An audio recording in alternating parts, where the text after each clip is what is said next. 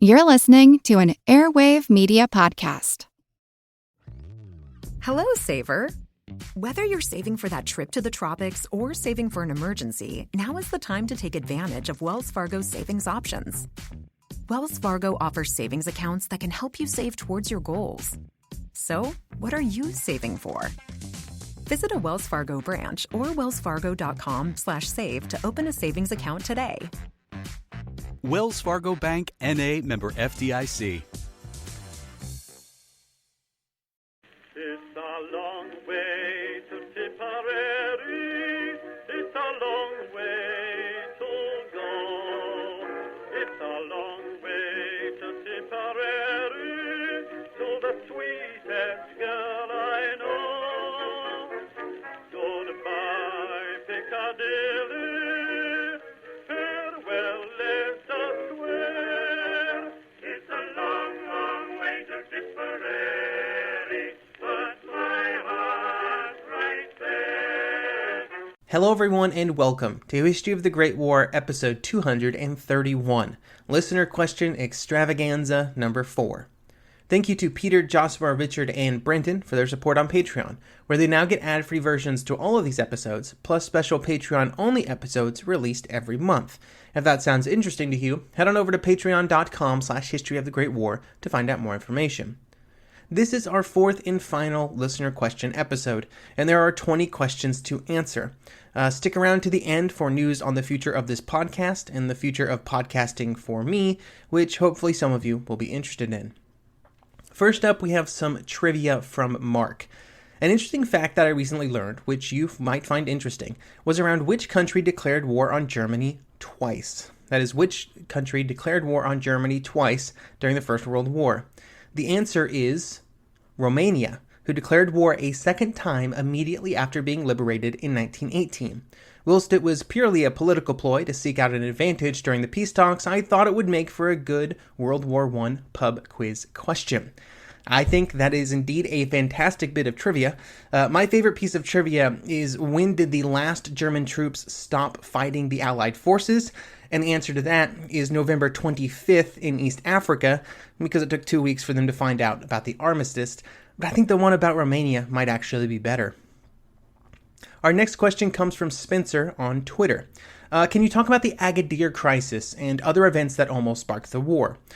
The Agadir crisis would occur in 1911, and it was an event that would greatly escalate tensions between Britain and Germany. In April of 1911, there was a rebellion in Morocco, which was a French colony at the time, but somewhat contested, which is why you will sometimes hear the Agadir crisis referred to as the Second Moroccan Crisis. Germany was at this point far more involved in African affairs and wanted to become more involved as well. And when the rebellion broke out, the German Navy would send a small gunboat, the SMS Panther, to Agadir. This set off all kinds of alarm bells in London. Any projection of naval power around the world was bound to get the Royal Navy's attention. But this had the extra importance due to the state of relations between the Royal Navy and the German Navy at this point in history. In 1911, the British and Germans had been in a naval building war for several years.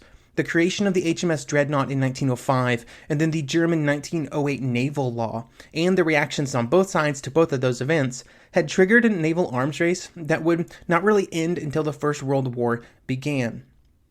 The German Navy, led by Tirpitz, was directly and publicly targeting the Royal Navy with their building program. And at this point in history, if you wanted to get on the bad side of London, challenging the supremacy of the Royal Navy was the easiest way to do so. All of this additional tension just added fuel to the Agadir crisis, which on its own probably would not have been a very notable event. After the crisis was started, it would in fact, of course, not end in war, but it would cause the Royal Navy to reevaluate both its preparedness and its strategic situation, making it more prepared for the war when it came in 1914. Next up, we have two questions that I sort of grouped as they're kind of in the same topic. The first is from Ed, who would say, I'm interested in the role of the Canadian Expeditionary Units. My wife's grandfather was there, and I have pictures and shell art from him during that time. And then from Noah, who asks, my question concerns the Commonwealth troops in World War I. I've heard that they were better soldiers than their British and French comrades. What made them better soldiers? Okay, so Canadian and Commonwealth forces, of course, played an important role for the British and therefore the Allied war effort. The first big battle that the Canadians would be a part of was the Second Battle of Ypres in early 1915, which would also be the first use of poison gas on the Western Front. The Australians and New Zealanders were obviously at Gallipoli in early 1915.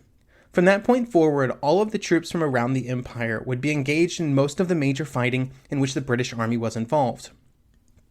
Towards the end of the war, they would be treated as premier troops and often played important roles in offensives. This practice actually got some criticism from the Dominions. Their troops were being put in a position of honor. But as the troops put at the center of offensives and given the most difficult objectives, they also suffered higher casualties. As for relative quality, I generally believe that they were not drastically better than other British units. So one of the big advantages that the Commonwealth had was that their greatest contribution came late in the conflict, and especially in the last year of the war. I think this has a tendency to skew their reputation, because just in general, they start appearing in larger numbers as the Allies start to become better at launching offensives. Most of the youngest, fittest soldiers from the home islands had been spent in the battles of 1915 and 16, which would see some of the greatest failures of the British Army. That meant that by the time you get to 1918, the standards for British draftees has been lowered to allow more men to be brought into the ranks. Given the lower percentage of casualties among the Commonwealth forces when compared to their total population, when the war turned and the Allies finally began to find some material superiority and more appropriate strategies as well, the successful offensives at the end of the war often featured these Commonwealth soldiers who were generally younger and fitter in primary roles when compared to the British forces. So just to summarize, the Commonwealth soldiers were very important to the Allied victory, but I do not necessarily feel that the best Commonwealth soldiers should be considered head and shoulders above the best British soldiers that appeared in the war. They just ended up appearing at different times and in different strategic situations. Next question is again from Noah, who, by the way, is Noah Tretzner of the History of Vikings podcast, which I quite enjoy. His next question is also, being a Winnipegger, what was the effect of the end of the war on the Winnipeg General Strike of 1919? The Winnipeg General Strike was a strike in Winnipeg in 1919 after the war was over, and it was probably more influenced by events in Russia and the general wave of increase in support for socialism and workers' rights around the world. However, the post-war strike was an event that happened in many countries, even those on the winning side of the conflict. Each strike had different specific causes and consequences, but most of them were rooted in the economic downturn after the war, pent-up labor unrest from during the war, and then a rise in the support for socialism and its different view on the role of workers in society. Even when strikes were not necessarily politically motivated, in many cases the violent reaction to them by those in power was politically motivated. The Red Scare probably is not the right word, but there was definitely concerns about socialism and communism and its possibility of spreading to other countries. In many cases, this allowed political leaders to paint the striking workers with a very unflattering brush, which has in some cases, like in the Winnipeg strike, remained to this day. It also gave the political leaders the excuse to quickly escalate to violence in an attempt to control the workers' actions, which often resulted in people being killed. I would say that the way that the war changed the relationship between workers and the political industrial leaders in the countries around the world probably is not discussed enough, and it's an area I would love to read more about. Noah had one more question. Anyway, my next question is, what effect did the royal family have on the British war effort and Versailles? The British royal family did not really play an active role in the war. By this point in history, the relationship between the royal family and the British Empire was not drastically different than what it is today, and this meant that most of the power within the empire rested in the civilian leadership and parliament. The royal family were figureheads, technically still heads of state, but mostly figureheads. They did contribute to several morale-boosting causes, though. For example, they sent Christmas gifts from the Queen and the Princess to the men in the trenches, and they sponsored and supported hospitals at home and at the front, those type of things. But they were not really involved in sort of the day-to-day operations of the war. Next question is a somewhat common one from Francis. I would still like to know the exact relationship between Hindenburg and Ludendorff, why Hindenburg is the boss of Ludendorff but doesn't seem to do anything. So in some ways, Hindenburg and Ludendorff have a special relationship, but in some ways they just sort of have a typical general and chief of staff relationship, with that relationship augmented by the personalities of the two people involved. All German army units above a certain size had a general officer who was in charge, and he would have a chief of staff. When the war started, Hindenburg was a very famous and popular general, but he was retired, and was probably quite happy living the good life in East Prussia. However, when the war started, many retired generals were called back into the army to lead the expanded German forces, and Hindenburg was one of these. Ludendorff was skilled, experienced, and very willing to take control of a situation. And this meant that when they were paired together, Hindenburg slipped into a role where he was participating in leading the army, but in many instances was more than willing to defer to Ludendorff's plans and ideas. The particulars of how this happened was kind of unique in the German army, but the outcome was not. I would compare the arrangements to some of the armies commanded by German royalty, like Crown Prince Wilhelm, the son of the Kaiser, and Crown Prince Ruprecht of Bavaria. They were both military leaders, they both led armies on the Western Front, but they relied heavily on their experienced and well-respected chiefs of staff when it came to planning and execution. In all of these cases, the chief of staff was seen as the professional and was the technically skilled leader. The big difference for Ludendorff is that he was more than willing to take a very open and outspoken role. I also think that the contributions of Ludendorff at the time were perhaps a bit more masked than they are today. We have the benefit of hindsight, but during the war, Hindenburg often received a lot of the credit for all of the actions of the men he led, all the plans that were put in place, and all the offensives that were successful, which is part of why he probably never made any serious moves to change the relationship he had with Ludendorff until after the war, when the two of them would break off contact. Next question is from John. Given the sheer scale of casualties in World War I, I have been quite curious about the fate, handling, and logistics of prisoners of war, which sometimes are a surprisingly high fraction of the casualties. To elaborate, here are some of the questions I've had to think about. Where do they go first when captured? Where do they end up long-term? For how long? Were there ever mass prisoner exchanges? Or by the end of the war, did each side have tens or hundreds of thousands of the other men stored away in camps and such? Given the horribly low resources of Germany and Austria-Hungary, I shudder to think how they could even try to take care of so many men. Was it expected that aid would be sent by the prisoners' countries to sustain them?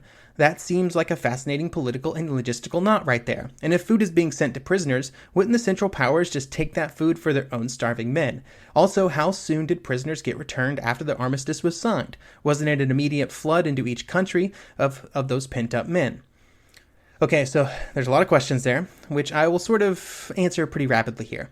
When first captured, the men would generally be sent to a collection point behind the lines, often far enough back that they were not in immediate danger. They would then be transferred to prisoner of war camps, and yes, there were many of them. I've seen numbers as high as 9 million total prisoners spread among all of the countries involved in the war. That number is fuzzy due to the breakdown of official statistics in places like Russia. There were no large prisoner transfers that I know of, at least until countries started dropping out of the war. And food was definitely a problem, but there was at least some efforts to take care of the prisoners in almost all the countries.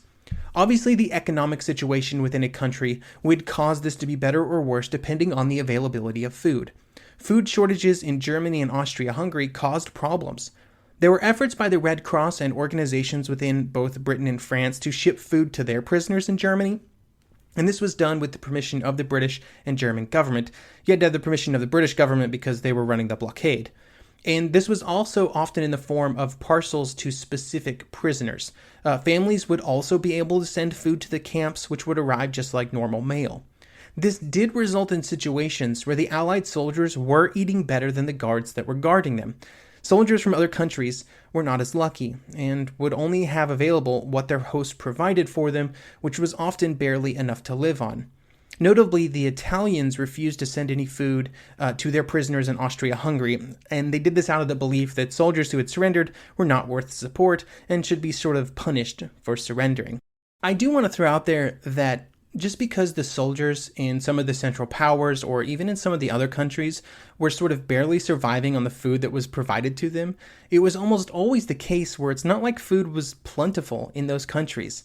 You know, the soldiers at the front were on basically starvation rations for Austria-Hungary, and the people of Vienna were dying in the street because of lack of food. So it's not like there was a lot of excess floating around. I think there were probably almost certainly instances where soldiers in any country took some of the food that was sent to the prisoners. Let's call it a tax on the goods sent to the prisoners.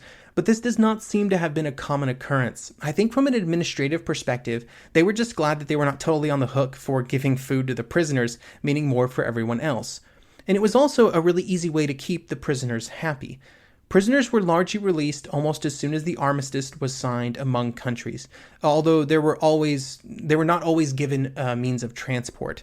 An immediate flood was probably a good description, as former prisoners walked, rode, or found any way possible to make their way home. Some of these journeys took longer than others, like the Czech soldiers who had to traverse the entire length of Siberia, or the German and Austrian prisoners who were housed in Canada during the war. Next question is from Mark. I recently read a brief article online that mentioned that during the Eastern Front campaigns, there were instances where both the Central Powers and Russian forces agreed to short-term ceasefires and actually teamed up against large packs of wolves, which had been harassing both armies, attracted by numerous dead and injured soldiers. So, I have seen some articles referencing this event, or events like it from time to time, and they all seem to point back to articles that floated around American newspapers in 1917. Given the nature of the reports, I'm generally inclined to believe that such stories are apocryphal. I'm sure that wolves were at times problematic, but I don't see why a truce would ever be necessary to handle them. There were literally thousands of soldiers, with an equal number of guns on both sides. Surely either side would easily handle a wolf problem.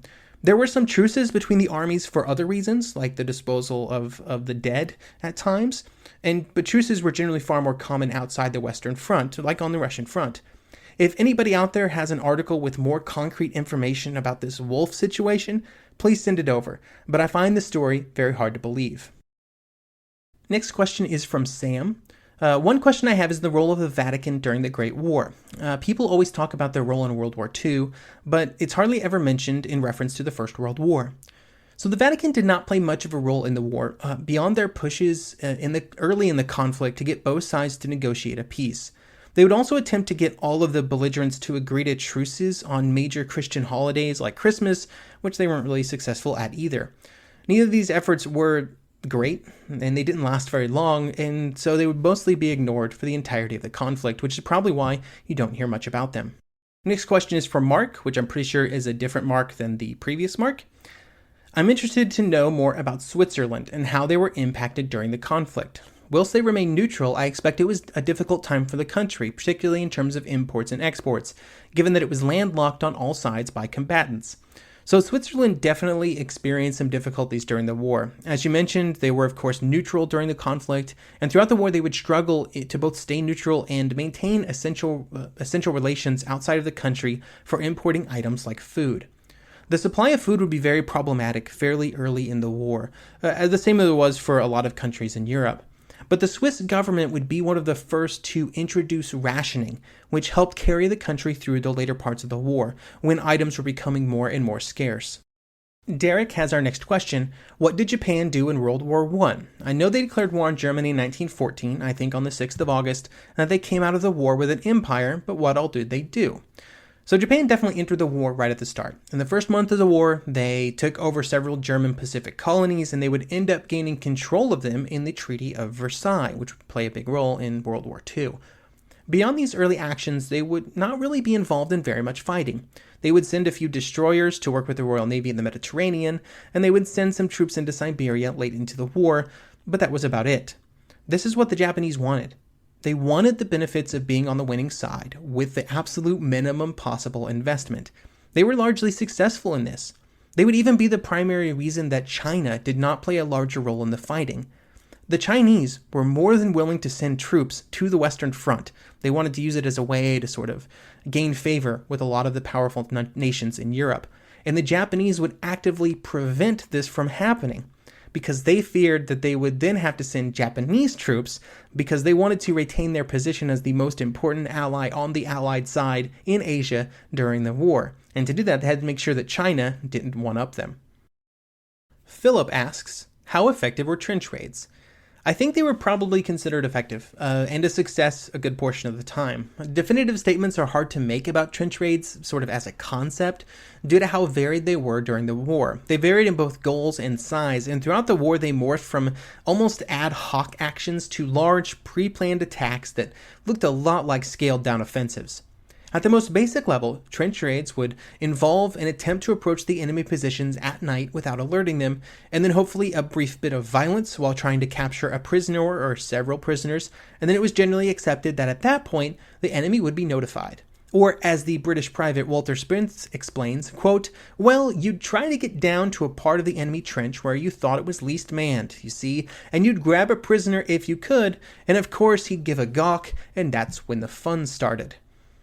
As the war progressed, raids also changed, and sometimes they were launched without any stealth component, and instead the artillery would just open up in a fire plan to box in some enemy positions which would be assaulted to try and capture prisoners. It was almost universal that officers liked to launch trench raids, liked to keep the men active, and thought that raids made for better soldiers. The men were often not quite as enthusiastic. Here is one soldier, Charles Quinnell, who talks about it. Quote, we knew it was a waste of time. It was a waste of time and we just hated it.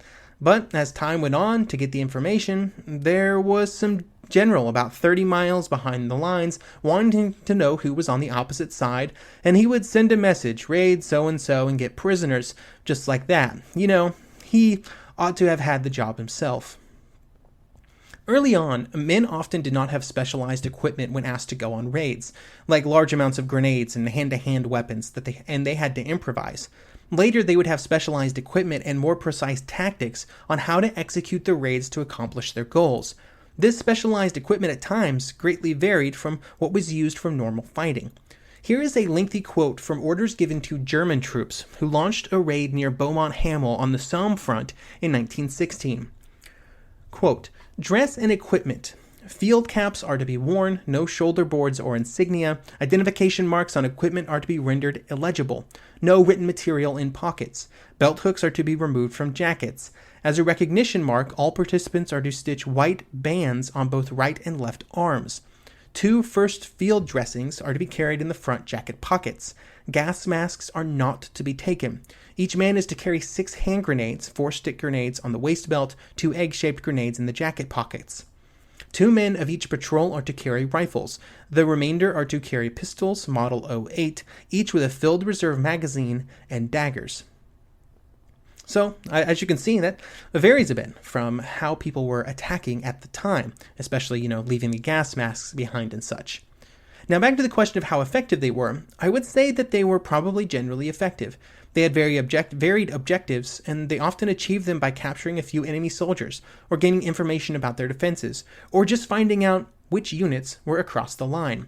If nothing else, the officers in charge certainly believed that they were effective, even if the men would have disagreed.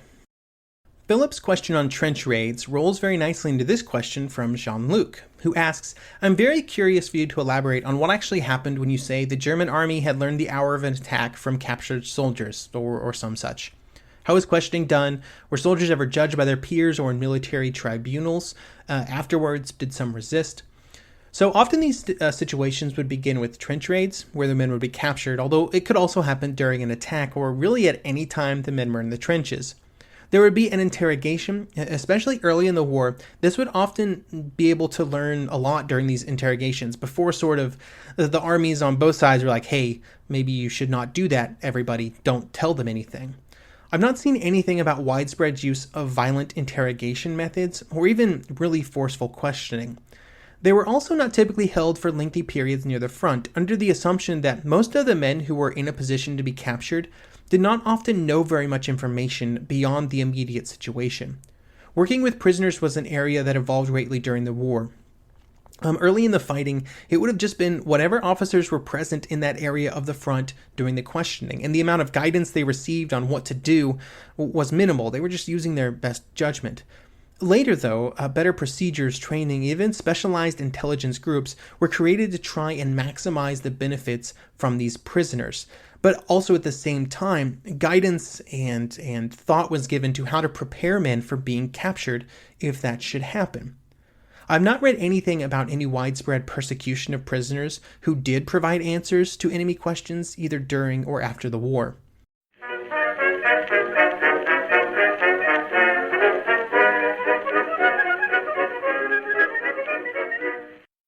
The one truth about human history is that change is inevitable. But the one thing that has never changed is that humans need food to survive. There are many ways to get that food, but one of the easiest ones is Factor.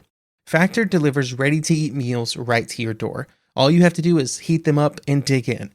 In 2 minutes, you can be eating tasty keto or vegan options, or any of their 35 options that they have available every week. So you can choose maybe the cheesy garden herb chicken, maybe the Santa Fe green chili beef skillet, or perhaps the Caribbean spiced tofu.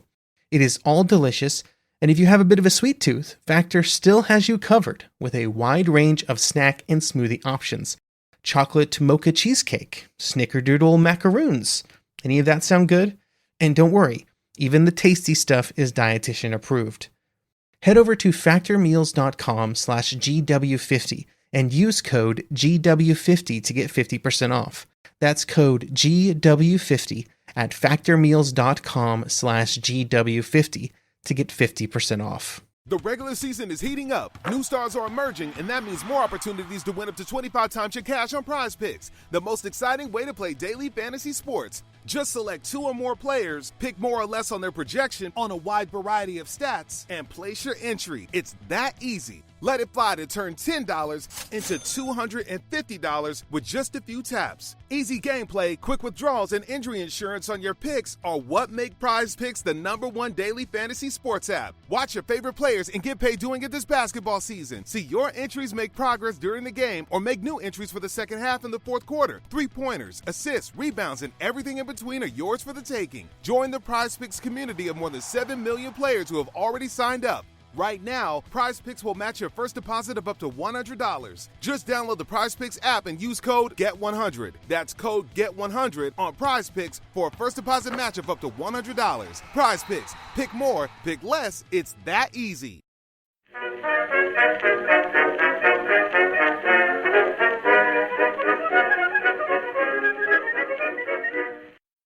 Next up are 2 questions on mostly the same topic. The first is from Itzhak. I don't recall much talking of the warring party's clandestine services or of the military intelligence beyond mostly interrogating captured soldiers and other reactive activities, like analyzing found documents or decoding intercepted messages. Were these branches just not active, impactful enough to be mentioned, or am I missing something? And then also from Alec, my question is about espionage in World War I. What were some espionage methods? How did these evolve as the war progressed? What were some of the spy networks or individuals? So I've grouped these 2 questions together to discuss espionage in general during the war. One of the problems with espionage activities after the start of hostilities was one of communications. At the start of the war, it was generally challenging to communicate in anything like real time from one region to another. This limited the ability of spy networks to enact some of what I would consider the classic variety of your World War II or Cold War spy activities. There were networks of Allied informants, mostly within territories occupied by the German army in Belgium and northern France. In these areas, the networks were curated, often by agents sent specifically for that purpose, who were inserted via the neutrals in the Low Countries early in the conflict.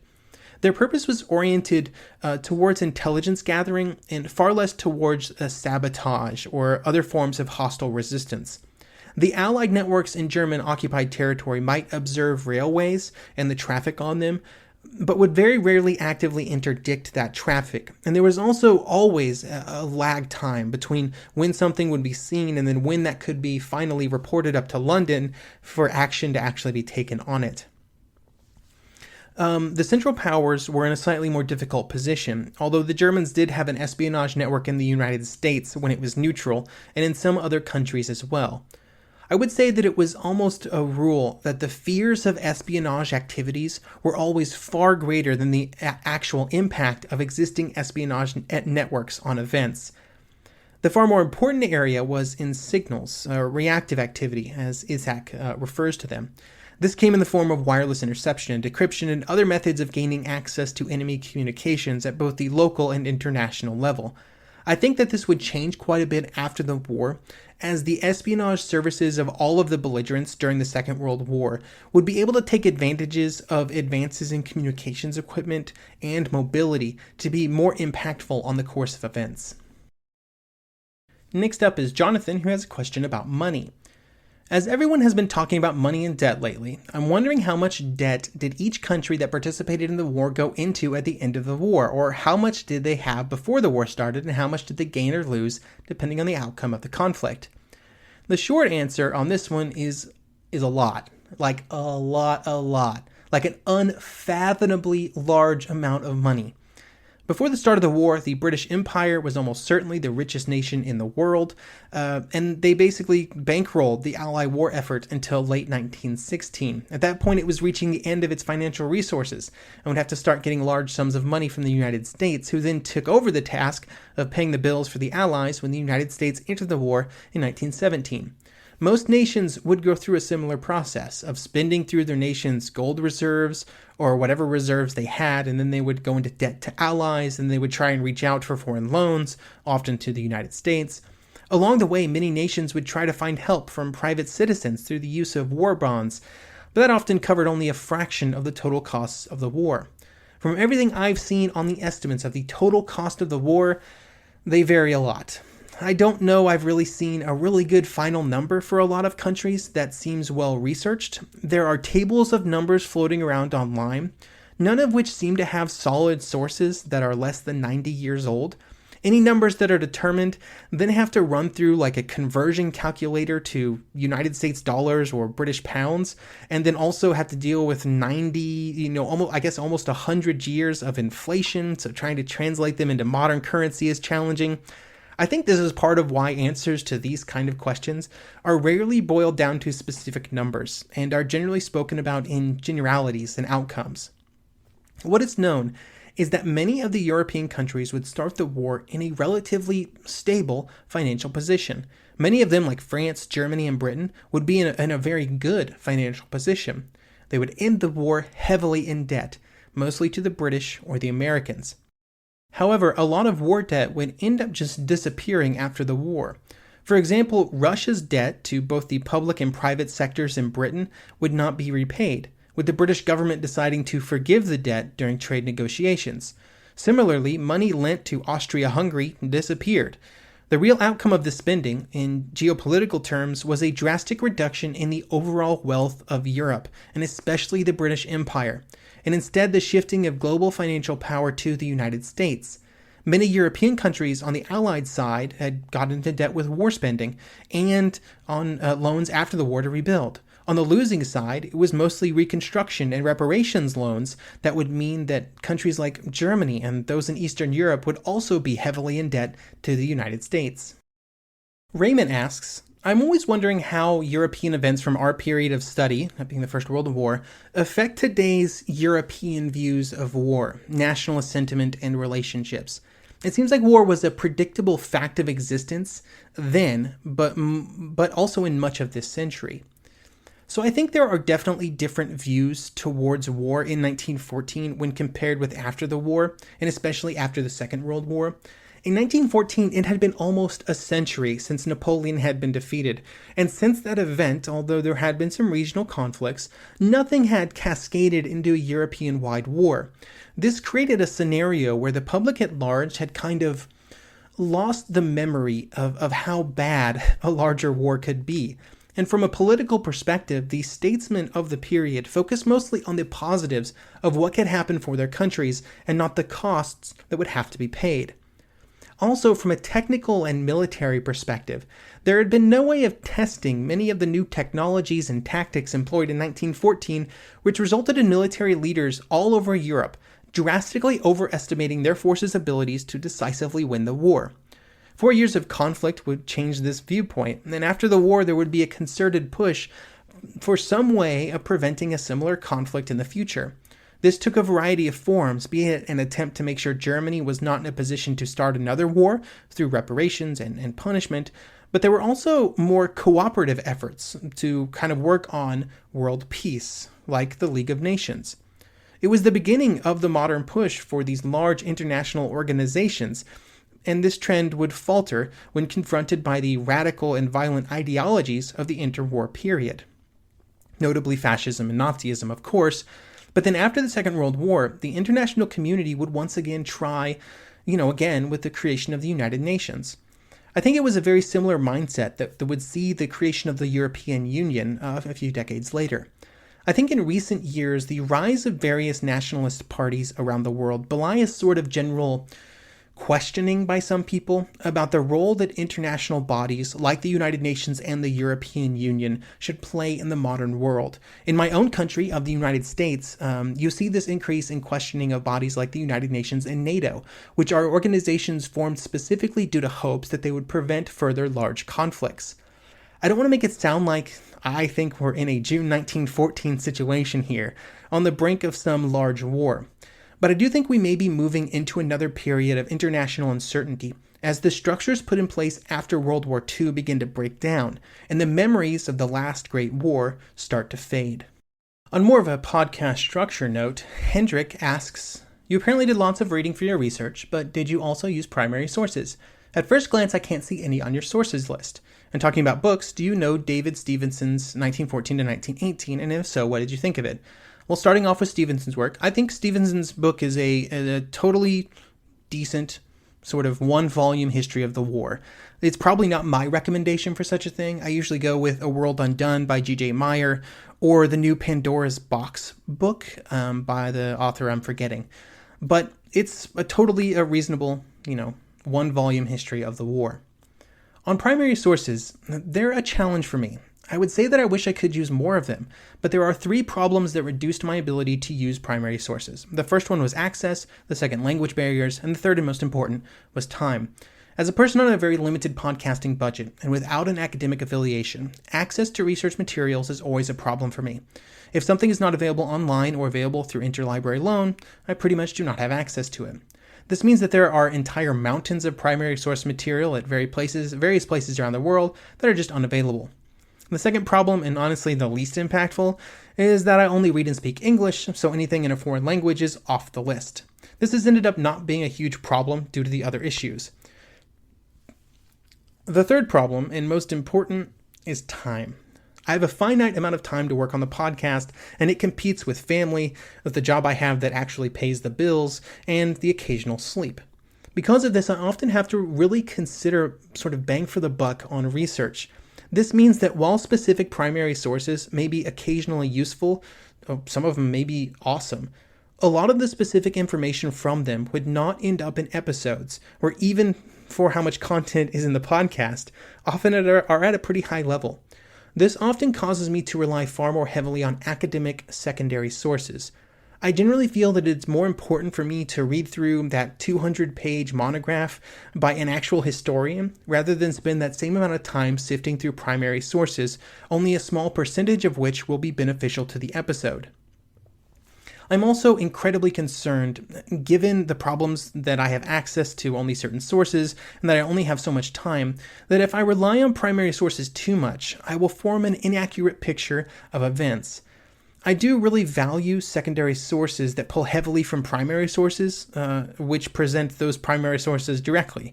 I generally point to books like Lynn McDonald's series of books that contain huge amounts of just straight quotes from people who were there. I also think that it's important to say that this podcast does not represent and was never intended to represent some sort of new and groundbreaking set of research into the First World War. I am summarizing events and concepts that are presented by real historians in far more detailed manners in their books.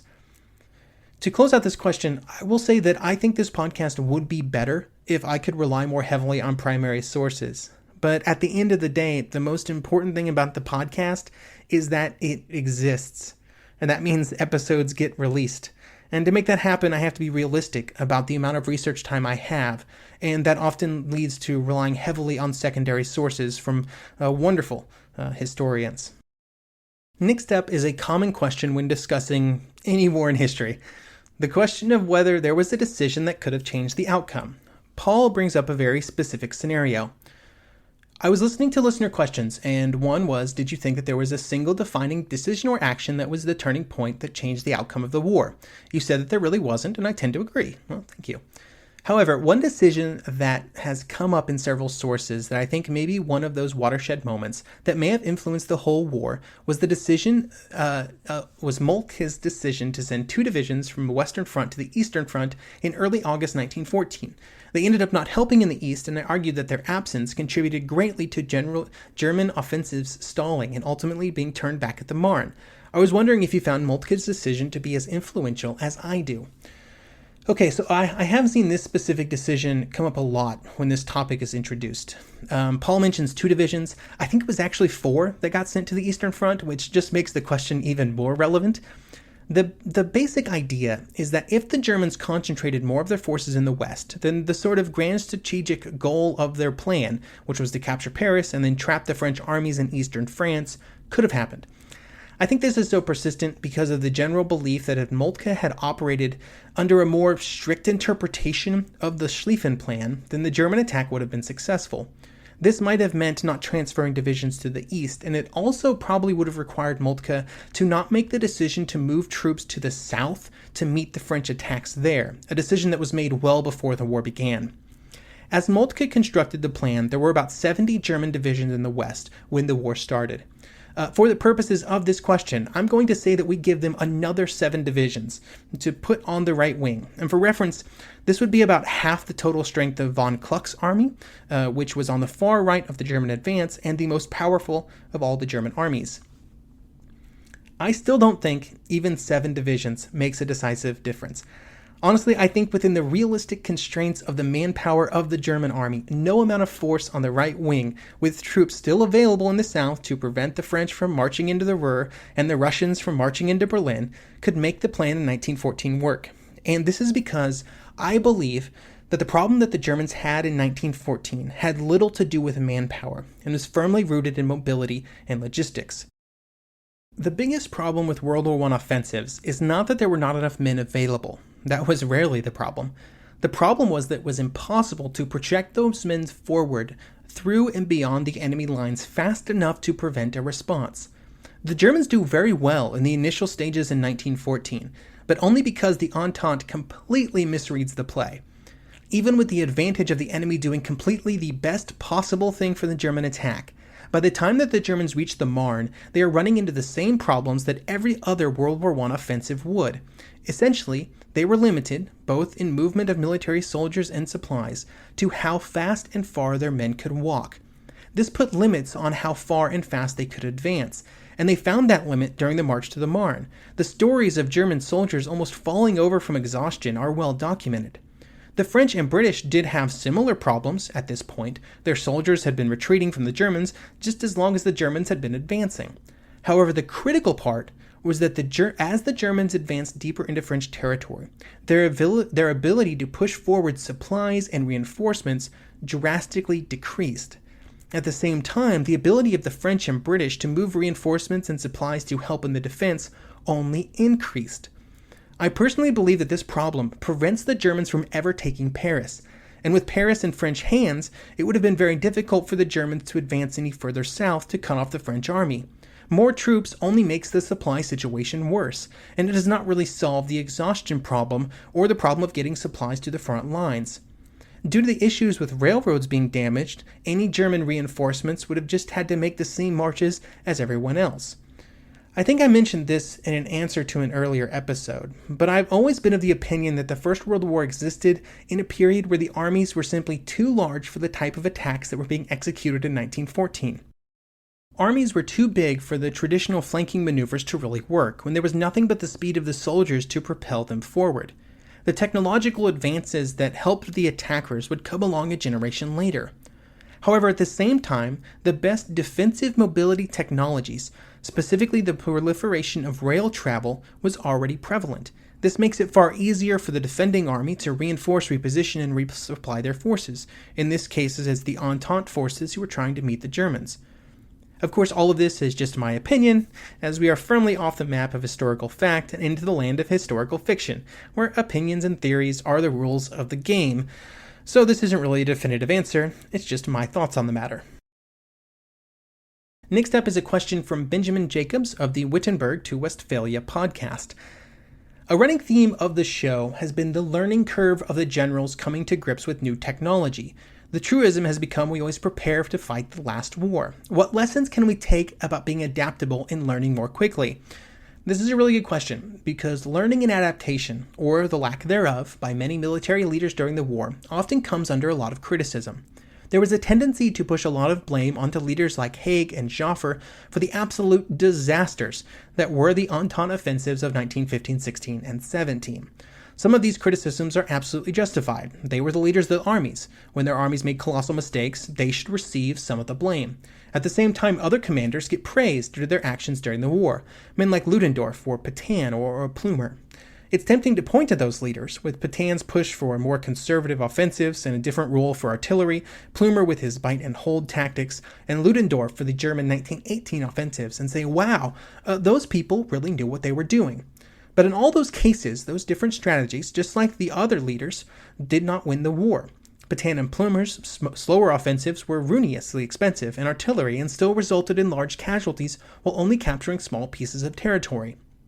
The German spring offensives in 1918 certainly gained a lot of territory, but only at the cost of massive casualties among the best troops in the army, and they still did not achieve objectives worthy of that cost. And even beyond that, they were all operating in an environment in late 1917 and early 1918 that was drastically different from the environment during the first 2 years of the war. It was only the arrival of an entirely new and fresh army and the complete exhaustion of German manpower that brought the war to a conclusion. So what lessons should the commanders in the first 3 years have learned? Or what should we learn from their seeming failure to learn? I believe that what we should learn is that sometimes there is no right answer to a question. Sometimes in both war and in life, you will end up with a challenge that does not have an immediate or easy solution.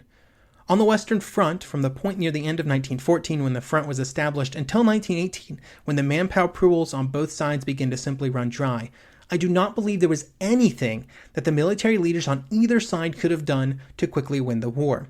They simply did not have the offensive tools to deal with both the physical defenses that their armies would have to push through and meet the ability of the defender to rush in reinforcements. There were simply too many guns and too many men on both sides. Defensive mobility, usually railways primarily, would always get the better of offensive mobility, which had to deal with transporting goods and reinforcements over a shattered battlefield. The solutions to these problems would only be available near the end of the war, and it would have been far more to do with the economic changes than drastic changes on the military side. So if there is not a correct answer to the puzzle of how to win the war by offensive action, then why did they continue to attack? Well, to understand that, it's important to consider the political dimension of the conflict. It was very difficult for any major country to justify doing nothing and just biding their time. And so they were almost universally put in a position where they had to be proactive, and that meant attack. Now, the Germans avoided this on the Western Front because they had other areas where they could also attack and also do things. But the French, especially, but also the British, didn't really have those areas. There are periphery areas around Europe and Asia and the Middle East, but they weren't going to win the war there. I guess an important addition to this idea that we need to be able to realize when we're in situations where there is no good answer is that it's very hard to know when you're in such a situation at the time. The military and political leaders did not know that what they were trying to do, which is win the war on the Western Front, was impossible. They did not know that there was not a good answer, which is obviously an advantage that we have when looking back and trying to evaluate their choices. Okay, our last question comes from Diane. I just finished this second set of listener questions this year, so this may be already covered, but I thought I'd suggest it. Given the rather short amount of time between the two world wars, there seem to be a lot of people who were involved in both. Some of them are well known, but I looked up General Petain this evening, and I was distressed to discover that he'd been a Nazi collaborator during World War II. I knew I recognized that name. I'm thinking a review of some of these people would be interesting and instructive. Just a thought. So one of the problems I've had the last few months is where to end the podcast. I touched on this a little bit in last episode, but given how seemingly intertwined the First and Second World War are, it's hard to determine where one story ends and the other begin. This is especially true when it comes to discussing people who were deeply involved in both. Churchill, Petain, Mussolini, Adolf Hitler, and so many others further down the political and military ladder had experience in the First and Second World Wars. At some point, I ended up with some rough outlines that covered basically exactly the group of people you're talking about. My problem was that the episodes on their actions after 1918 felt too abbreviated. None of those experiences, like for example Petain collaborating with the Nazis, are simple stories. So those episodes just sort of got dropped off the list because I just couldn't make them work with a reasonable scope. I think to properly tell those stories, you would need a whole new podcast, which brings me to a discussion about the future. Next episode will be an interview with some representatives from the National World War I Museum and Memorial in Kansas City, Missouri. I think it will be very interesting, and I will be discussing the impact of the centennial on the museum, public interest in the events, as well as some information about what it was like for soldiers returning home from the war over there. And then I will be releasing 5 episodes from the Patreon feed that I'm releasing here onto the normal feed. And then there will be an epilogue episode to discuss the legacy of the First World War. Then I'll be taking a few months off from releasing any more episodes, although that generally just means research kicks into overdrive. And then sometime early next year, I'll be dropping several episodes onto this feed about the League of Nations. These will also be the first episodes of my next podcast project, which, as many of you requested, is just continuing our story forward into the Second World War. Precise details on that podcast are not really determined yet, but the goal will be to take the style of this show and just move it forward in history by a few decades. We'll be spending a good chunk of time, unlike with this podcast back in 2014, in the lead up to the war, before we get to the traditional start of the war narrative. What I'm calling the time to Panzers in Poland will likely be several months, maybe even a year. There's a lot of stuff to talk about. I don't know the name yet. I don't know the precise timing, other than at some point in the near future, you will get episodes about that podcast on this podcast feed. So just stay subscribed to this feed, and then at some point in a few months from now, you'll have some new episodes waiting for you, and hopefully you will join me on my next journey when it begins. As always, thank you for listening, and I hope you will join me next episode for that wonderful interview with the people from the National World War I Museum and Memorial.